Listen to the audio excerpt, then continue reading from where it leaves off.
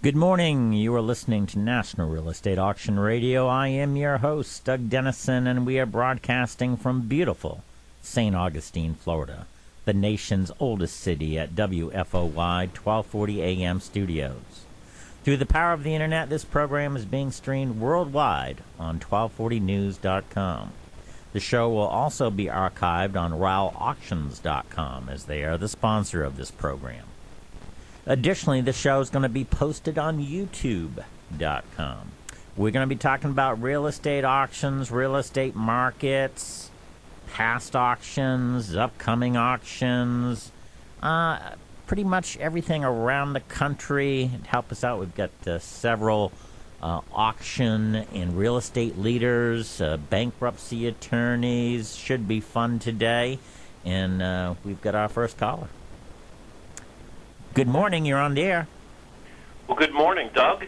Yes. Hey, Doug, it's Ron Chagrin, Alliance Forest. How you doing? Well, very, very good, and thank you for calling in today. I haven't met you gentlemen yet, but it's nice to meet you over the airwaves, kind of. Tell us, again, who you are, what you do, and what company you're with. So my name is Ron Chagrin. I'm calling you from Fort Lauderdale, Florida. We are members of Colliers International, South Florida. Elias and I are landlord and tenant reps for office and industrial space in Broward and Palm Beach County, as well as Miami-Dade County. Well, very good. You guys are with Michael Fay. We are with Michael and Donna Abood. Well, they are both great people, and I've done business with your office before, and it was very successful. But let's get right into it. Tell us about the industrial market for the South Florida area. So let me take the mic first, if I may, and talk to you about the Broward County industrial market. Okay. Let me tell you that the total market in terms of square feet is 122 million square feet. Currently, we're about an 8% vacancy factor. But I think it's only fair, Doug, that we look at more of what we refer to as the newer buildings, the more modern buildings, the 18 to 24-foot clear, those properties that contain larger distribution. So for the purpose of this discussion, what I've done is the criteria is a building size of 25,000 square feet. Okay. Minimum building height is 18-foot clear, so it can run from 18, 24, and we do have some new buildings in Broward at 30 feet. And then dock high, so that a tractor-trailer, for distribution purposes, can get product in and product out. Well, that's what I want you to talk to me about. Again, we've got a lot of real estate investors and real estate brokers on, but we also have people not in the business. So the more that you can break it down. Height, we're basically talking the ability to pull a tractor trailer up to the back of the building. Got it. Unload it, and then that wholesaler distributor can take his tractor trailer and move it to the next destination. Okay. That's a dock height building versus what we could refer to as a grade level building. That is where you could drive a car or a truck into the building, load it or unload it. Okay. So when we look at this criteria of 25,000 square feet or more, 18 feet ceiling height, that's the clear ceiling height from the floor to the underside of the roof, we're looking at a market of about 27 million square feet. Okay. In that market, currently, we're at about a 14% vacancy factor. So we have not really suffered, even through this difficult period of economic uncertainty. Okay.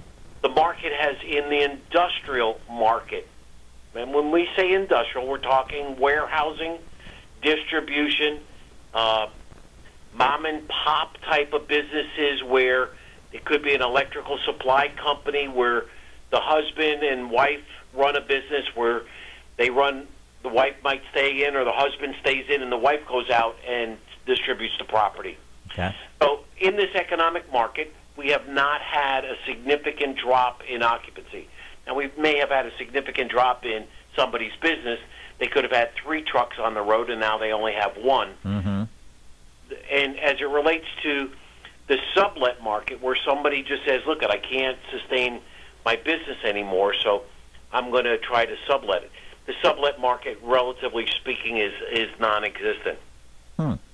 What I will tell you is that what has changed in the economic situation these last 4 to 5 years is at one time the asking rate was as high as $6.75 a square foot.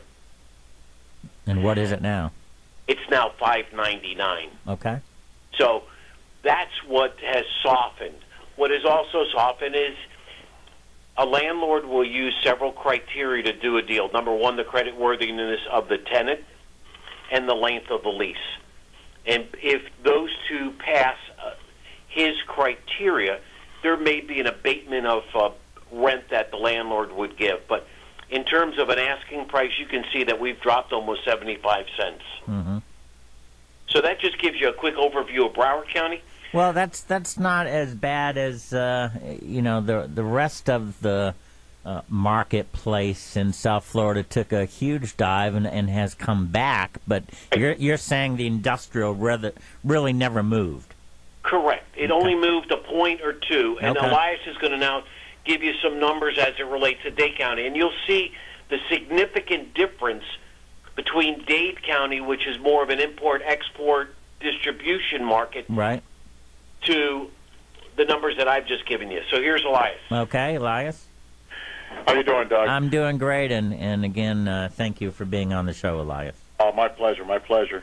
Now, Miami is a dynamic market. We're blessed with having the international flavor of the Americas and the trade that comes in, which really has, boasted our industrial market.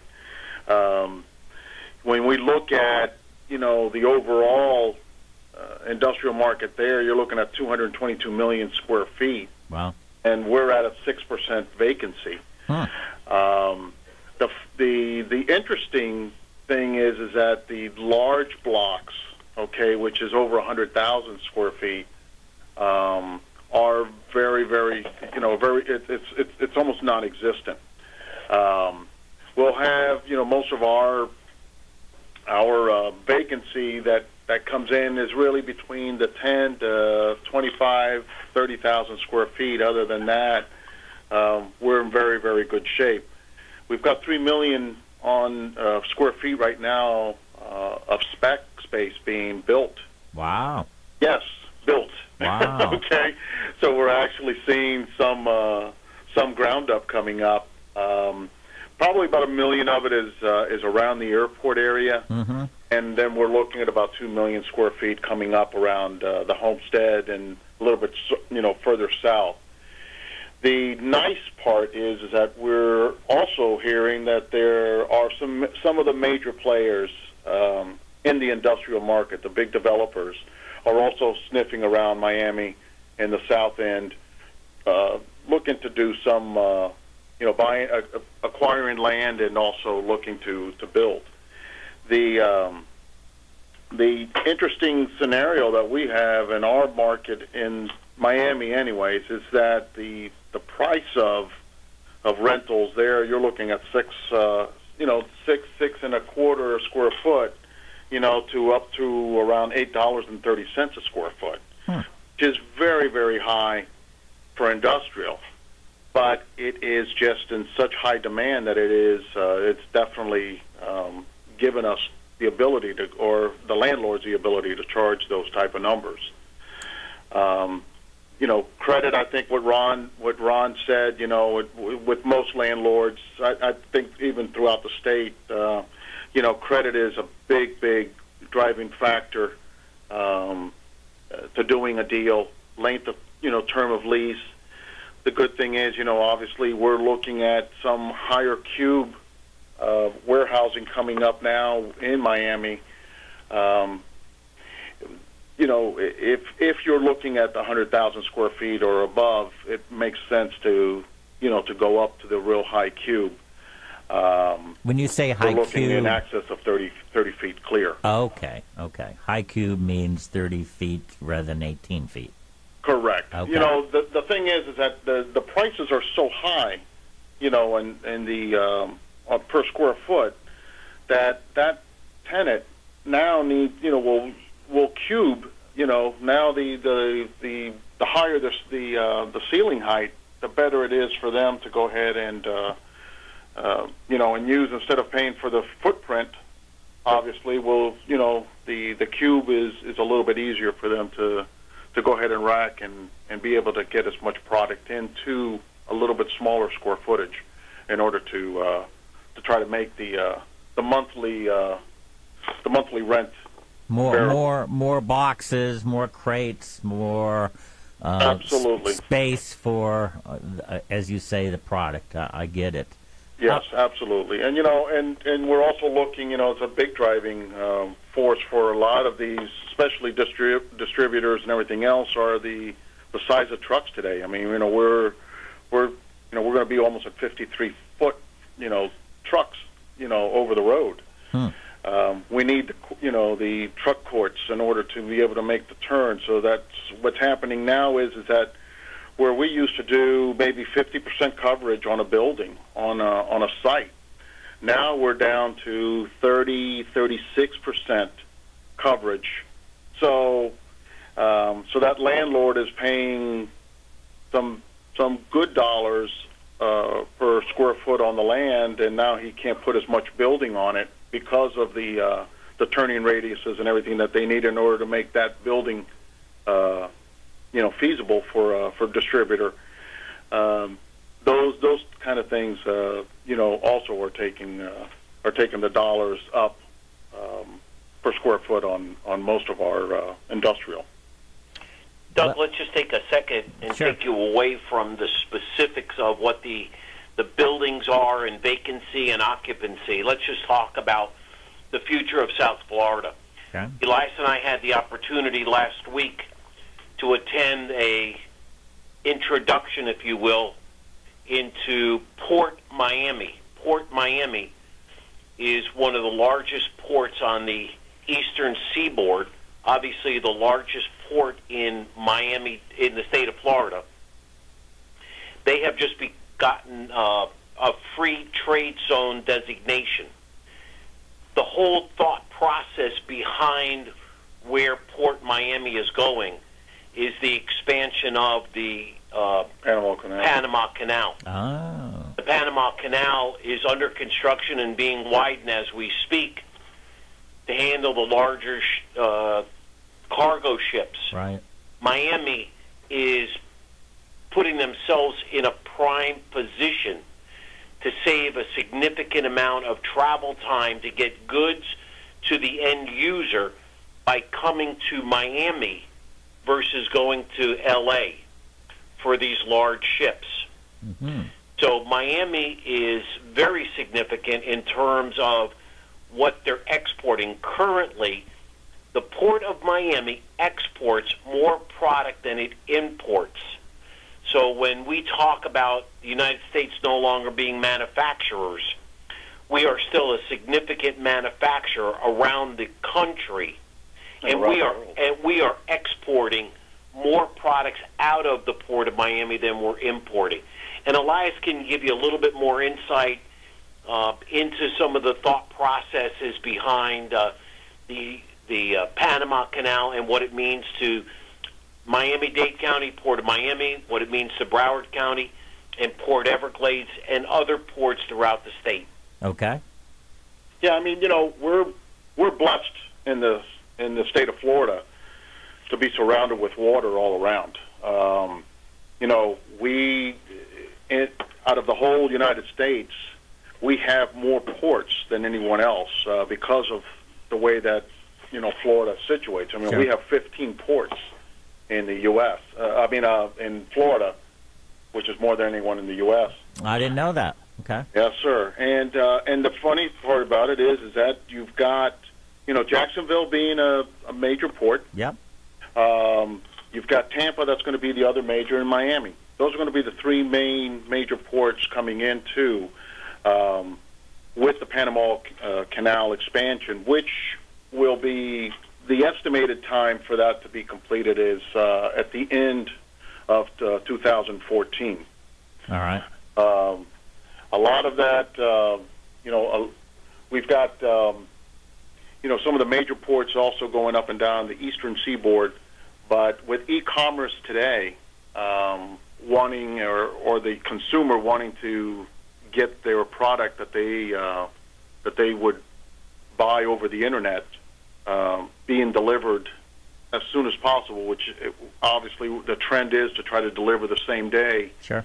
If you purchase before 12 o'clock in the afternoon, that is, the Panama Canal is going to play a major role in that, where we're able to ship stuff out of China and everything else, and instead of it going to L.A., we're cutting 8,000 miles of shipping of time. Wow.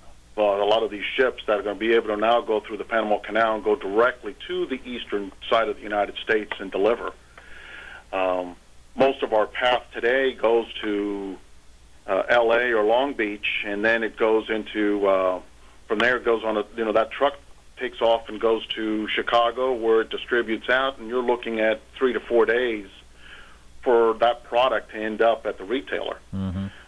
That's going to cut, the Panama Canal will cut about 2 days off of that, where we'll be able to get product to that retailer probably either the next day or a day after, which is huge. That is major. It's major.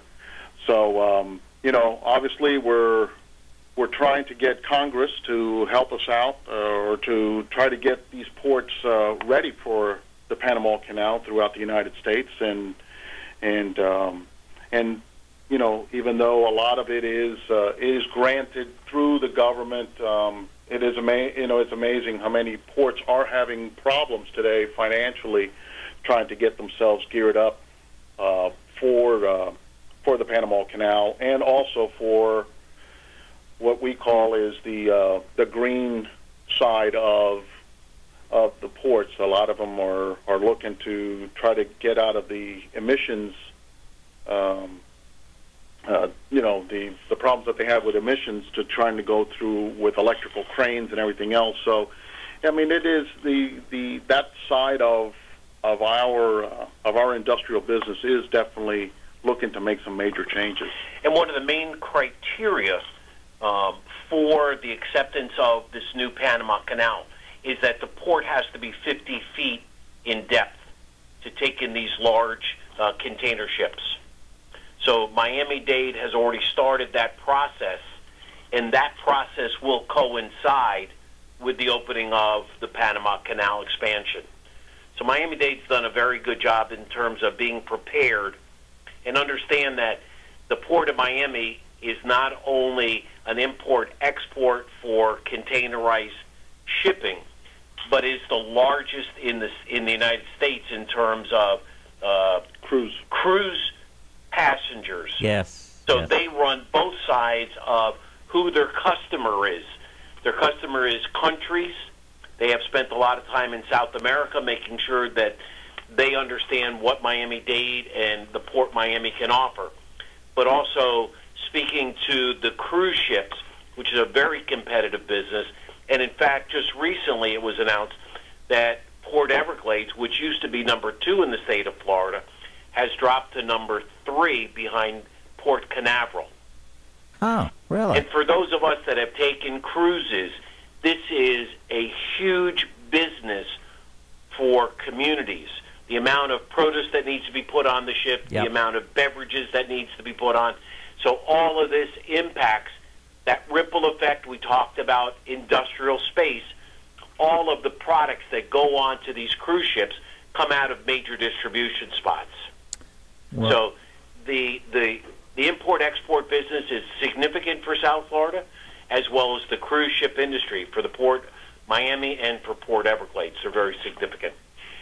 Am I correct? We only have a few minutes left? Yes, and I want to make sure that I get your contact information. Okay. You've had a great interview here, very educational for the listeners. How can people get a hold of you guys? So Elias and I are both in the Fort Lauderdale office. of Colliers International, South Florida. Our direct telephone number is 954-233-6000. And obviously anybody can go on to our website, which is www.colliersinternational. And all you have to do is, when it asks you the location, click on South Florida. People will be real impressed with our radio faces when they see our pictures. Okay? We have a face for radio, yes. Hey, me too. Right. You know, Colliers has become one of the leading global commercial real estate companies. Right now, we probably have in excess of 12,000 professional agents in over 525 offices, and we are worldwide, so we're in over 62 countries. What's nice is that we're one brand.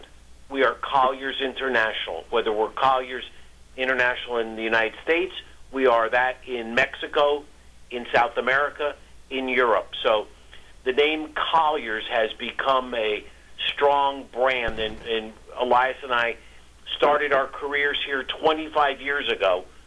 We were very young, but we started 25 years ago, and we have seen the major changes that the brand has taken over the years, and it just Donna Abood and Mike Fay have just done an excellent job in the leadership that they've provided to the territory. Our office, we represent Miami-Dade County, Broward County, and Palm Beach County, and they have just done an excellent job in the leadership and building a strong team. And like any team, you need a great quarterback, and we happen to have two great quarterbacks.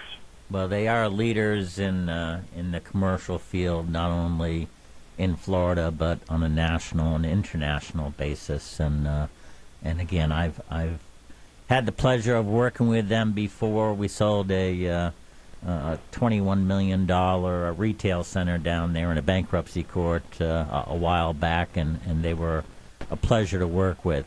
Hey, guys, thank you so much. Give me one more thing. Give me an email address that somebody could contact you at. Yeah, you can, Elias, E-L-I-A-S, dot Porras, P-O-R-R-A-S, at Colliers.com. Very good. Guys, thank you so much for calling in. I appreciate it. My best to Mike and Donna. And, again, have a wonderful weekend and enjoy your families. You too, Doug. Great holiday to you. Take care. Thank you. Bye-bye. All right. That was Ron Chagrin and Elias Porras from Colliers International in Fort Lauderdale. And they are with the industrial commercial aspect of the business. Very interesting about the Panama Canal. And it just looks like they're going gangbusters, not only in residential and commercial, but in industrial down there in South Florida and the Miami area. So kudos to them. Thank you, guys. We're going to go for a break, and then we'll be back. We're going to be listening to a bankruptcy attorney talk to us about trends, and always educational, always good stuff. And again, thank you for listening. All right, we are back. You're listening to the National Real Estate Auction Radio Show. I'm your host, Doug Dennison. We have another caller. Good morning. You're on the air. Doug, Jay Brown, how are you? Well, Jay, thank you so much for calling, and it's great to have you as a guest today. Tell us and tell our listeners who you are, what you do, and where you're from. Sure. I'm in Jacksonville, Florida, and I practice law with the Akerman Senterfitt law firm, doing primarily commercial litigation and bankruptcy work, some real estate-based litigation over the years. Got to Jacksonville in 1998 working for a federal bankruptcy judge, and then have been in private practice since 2000. Well, tell us a little bit about Akerman Senterfitt. That's not just in Jacksonville. Is there any other offices? Sure. We're all over the state of Florida, larger offices in the major metropolitan areas, and then over the last few years we've expanded into New York, Washington, D.C., L.A. and a number of other places across the country. Wow, I did not know that. Bankruptcy. And again, this is a show that is listened to by real estate investors, real estate brokers, but also the general public and real estate media. So everyone doesn't know about bankruptcy. So give us, talk to us really on the low spectrum. What is bankruptcy, and what do you do to help the clients? Sure. Well, that's a somewhat of a loaded question, but bankruptcy generally is where people or businesses turn either to try to reorganize financial affairs when they're facing hardships, either downturn or an unexpected incident, and come to the bankruptcy court and either liquidate to try to start over and put the problems behind them, or if they're trying to reorganize, try to come up with a plan, so to speak, with their creditors that they can live with going forward and restructure their affairs.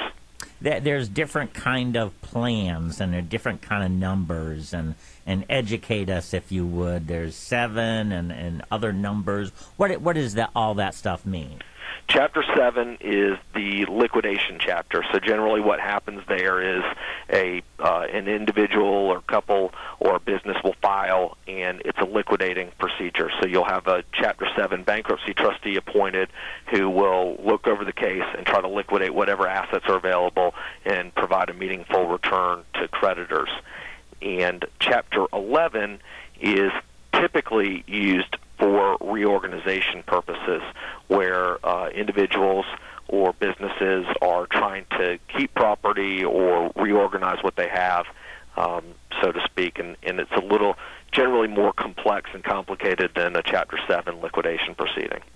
Okay. So what has been the trend in bankruptcies? You've been in that office for a while. Is it going up, down? What's happening with bankruptcies? Right now, I think everybody would tell you that filings are down across the board. Could be a number of different reasons. One, we're towards the end of the year and generally have a dip in filings when you get to the end of the year. And the other reason is that I think that a lot of people that were needed to file have already done so. But I would expect in early 2013 we're going to see an uptick. I think people may be waiting to see what happens with interest rates, what Congress is going to do with our fiscal cliff situation that everybody hears about. I also I haven't seen the numbers specifically, but understand that there's a large amount of commercial mortgage-backed securities that mature next year, and that could have the impact of driving some landowners that are part of that pool with maturing debt to go into a bankruptcy. I think right now we're still seeing a lot of restaurants, a lot of hotels in Chapter 11 cases, and lenders maybe not necessarily wanting to take their collateral back or trying to work with them. Really is a case-by-case kind of situation on those. But the other thing there is I think there's still a lot of money on the sidelines, so to speak, Doug. Mm-hmm. And I don't believe we're seeing the ability for businesses or people to go to the market and get credit to be able to take risks. And when you don't have that, then you have, when people aren't taking risks, obviously, then there's less failures out there, and a lot of times those failures are what lead to bankruptcy filings. Sure.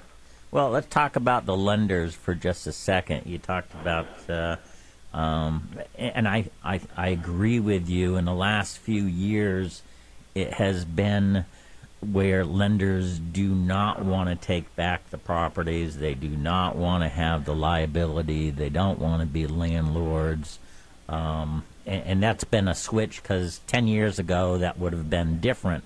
Are you seeing a change in this? Do you think that lenders are going to be more aggressive and say, heck yeah, we're going to take back the asset and market it, or what do you think? What are you seeing? Well, I still think you're looking at a case-by-case kind of basis and maybe lender-by-lender basis, because they're each going to have their Sure. own approaches. But I still see with property, in let me say, I think it may be more along the lines of property that's operating but at below a level that can service the debt, that the lender doesn't necessarily want that. Okay. And they would, in a lot of instances, will enter these agreements. I call them kind of sweetheart forbearance deals, where they're kicking the can kind of down the road. The borrower may not feel like they're ever going to be get out from under it, but both sides are just saying we'll enter somewhat of an intermediate agreement and see where things stand in a year or 2 years, and then kind of pick it up from there. The banks, in a large part, I think if they don't think that they can liquidate their collateral, the real estate, in a relatively quick time, then they're likely to do those type of deals, because, like you said, they're going to have costs, real estate taxes, insurance, other expenditures that they're going to have to deal with. There's also some regulatory matters that they have to address. Sure. And so there's going to be some reluctance in certain situations for financial institutions to take back certain collateral. The other thing that's going on in the market as well is you're still seeing, and this has been happening over the last couple of years, still seeing funds and investors buying pools of bad loans, bad debt, and those persons are likely to act a little different than the banks are. They're not going to be restricted like the banks are under certain financial regulations, so they may be quicker to pull the trigger, so to speak, and go to foreclosure or force a bankruptcy filing and do what they need to do to realize the most that they can out of the asset that's securing the debt. And a lot of times they're picking up that loan for a fraction of what the balance is, so they're looking more at a return-oriented, quick return-oriented approach. And it seems like the banks are much more anxious to do it that way. They never actually take the property back. They're selling the loan, and whether it's regulatory or whatever, it seems to be easier for them. Is that correct? Sure. It's there could be a number of different driving factors. It can be getting cash now. It could be the not having the carrying cost. It could be regulatory matters. That they could have an investor that comes and makes it an attractive option for them. So.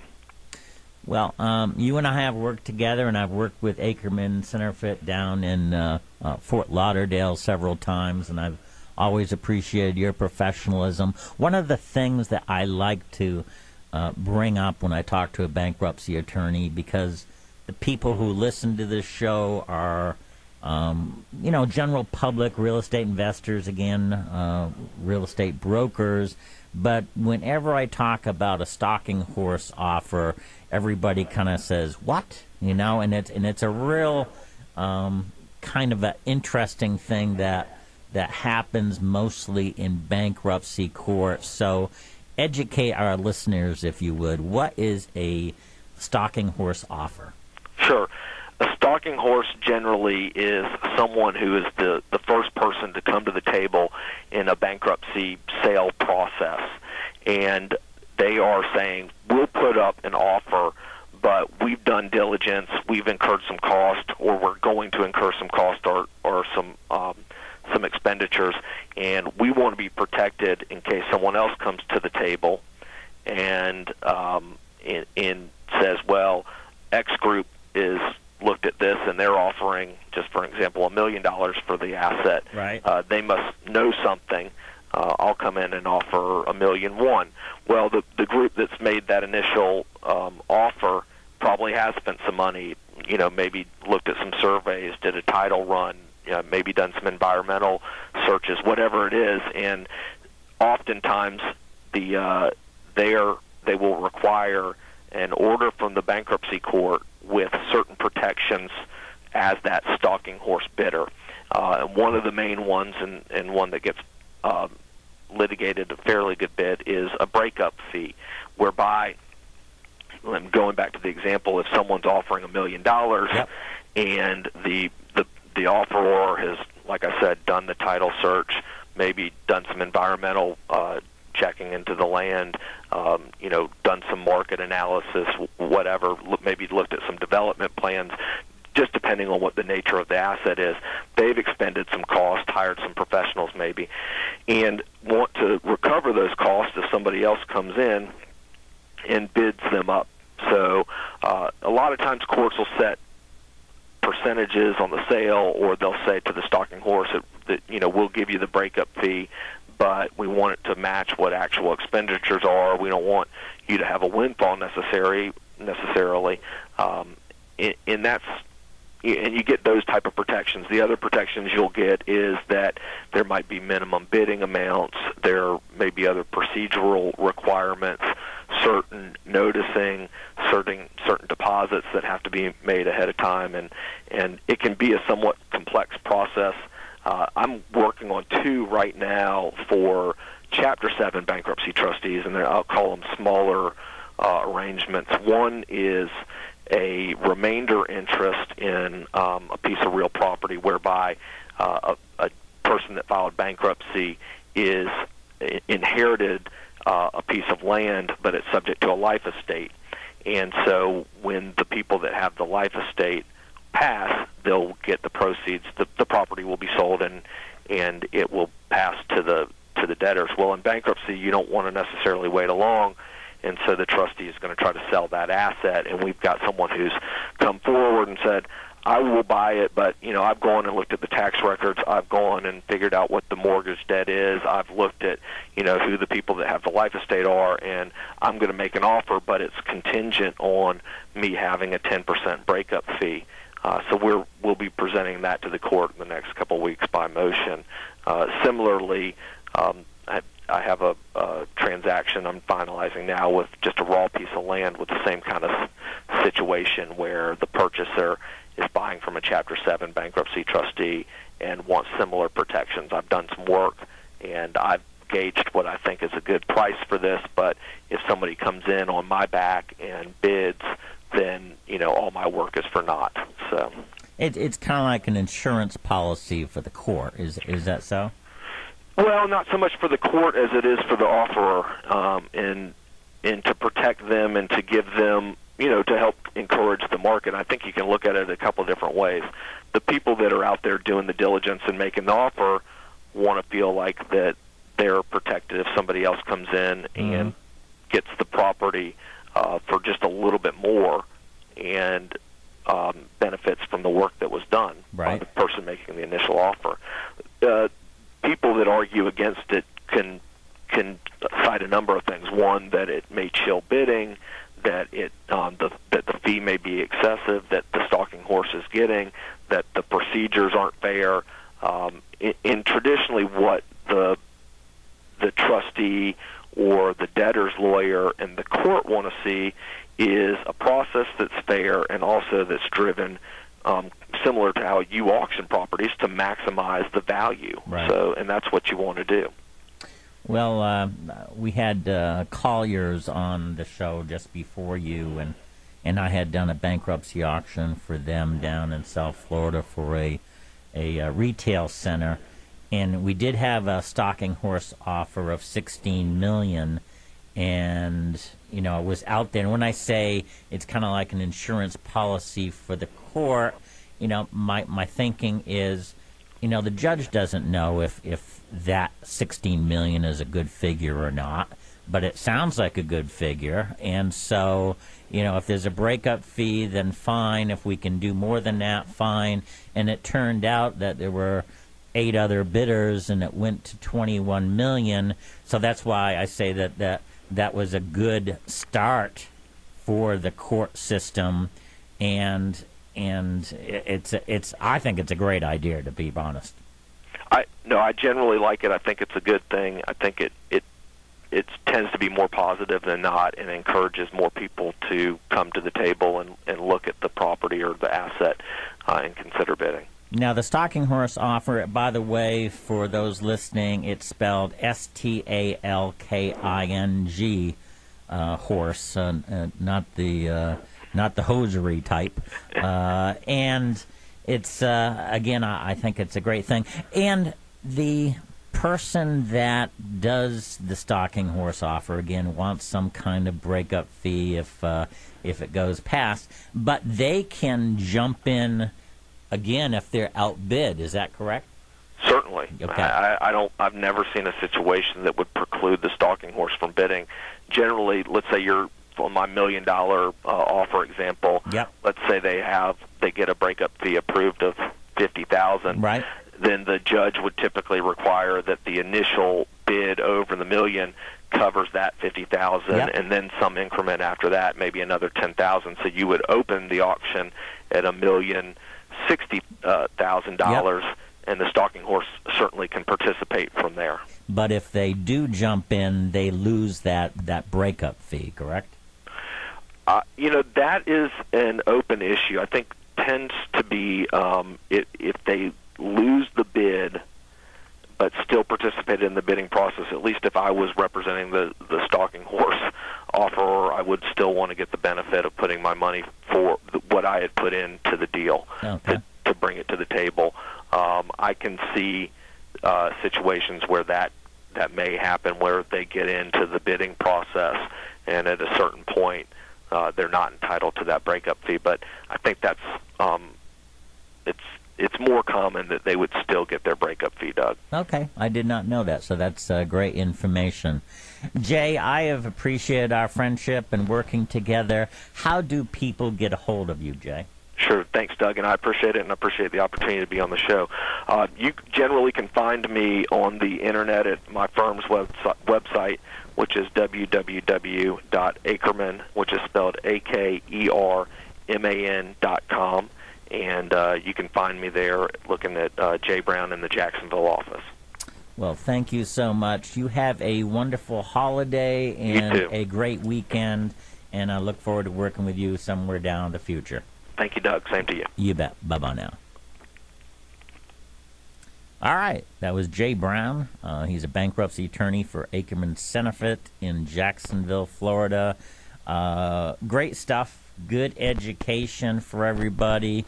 And again, the radio show mission statement for this show is to provide an educational experience for listeners in a promotional format for auctions across the country. Let's go for a quick break, and we'll be right back. MarkNet Alliance is a national, membership-based network of 41 auction companies. Our companies are successful auction professionals with proven track records and thriving businesses. The MarkNet companies have a staff of over 540 employees who are working hard every day to meet the goals of their clients during our ever-changing economy. MarkNet companies are able to achieve these goals through cutting-edge technologies and ever-growing investor pools. To view the hundreds of auctions currently being conducted, or for more information, visit marknetalliance.com. All right, we're back. You're listening to the National Real Estate Auction Radio Show. I am your host, Doug Dennison, and again, we are broadcasting from the nation's oldest city at WFOY 1240 AM studios.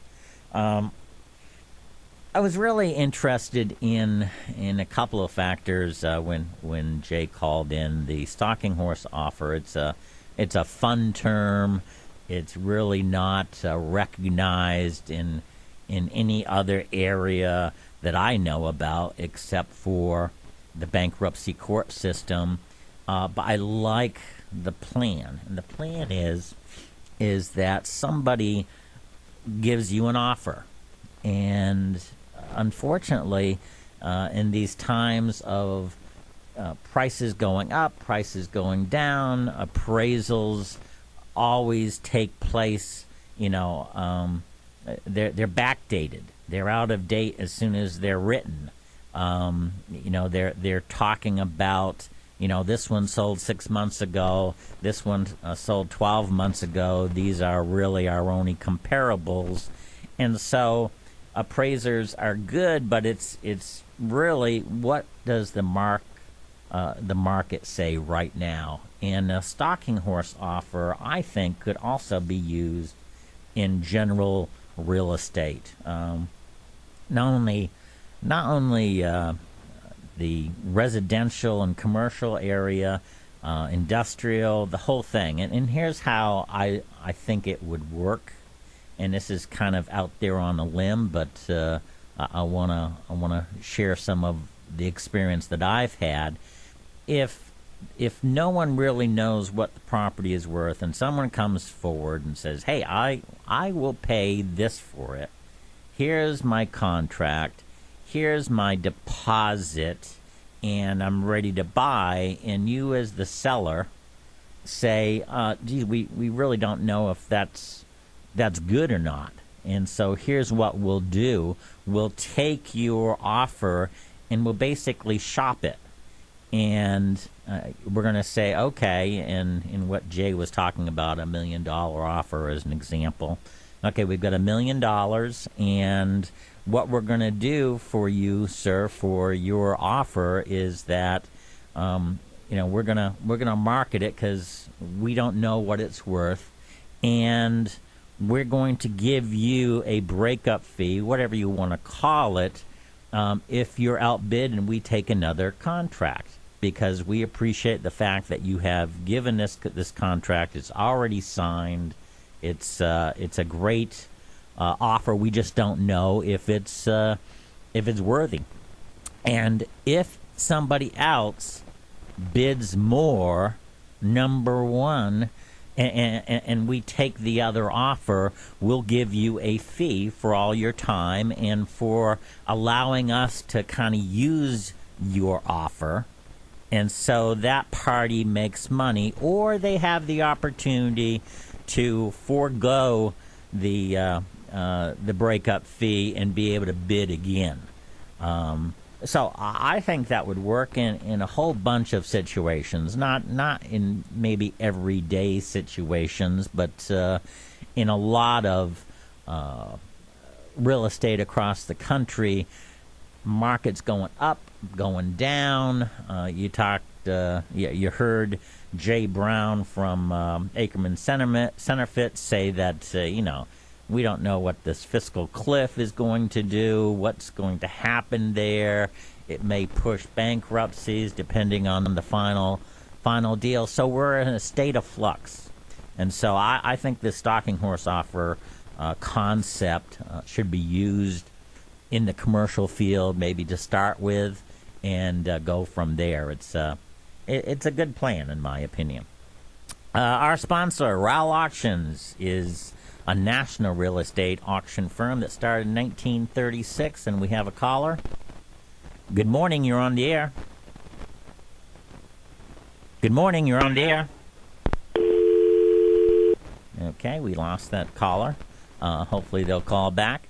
Again, our sponsor is Rowell Auctions, a national real estate auction firm that started in 1936. They do online auctions, on-site auctions, and ballroom auctions. They have offices in Florida, New Jersey, California, Georgia, and have alliances with auctioneers and real estate brokers across the country.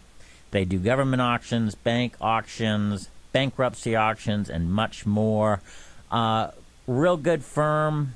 They are national in scope. In fact, they were just up in North Carolina doing condominium sales with some other companies. Real good cooperative effort.